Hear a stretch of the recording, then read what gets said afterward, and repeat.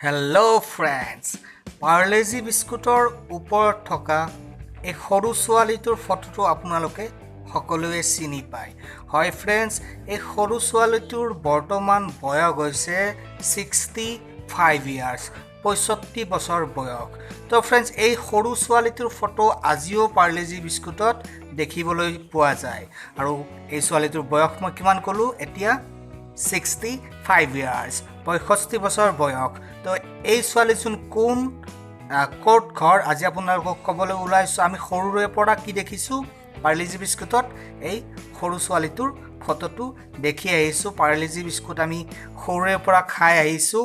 কিন্তু আপোনালোকক মই আজি এটা নতুন তথ্য দিওঁ যে এই পাৰ্লেজি বিস্কুটৰ ওপৰত থকা সৰু ছোৱালীটোৰ বৰ্তমান বয়স 65 আৰু এই তিৰোতাটোৰ নাম হৈছে নীৰু দেশপাণ্ডে। হয় ফ্ৰেণ্ডছ, এই তিৰোতাটোৰ নাম হৈছে বৰ্তমান বয়স 65, নাগপুৰত ঘৰ তেওঁৰ, আৰু তেওঁৰ নাম হৈছে নীৰু দেশপাণ্ডে।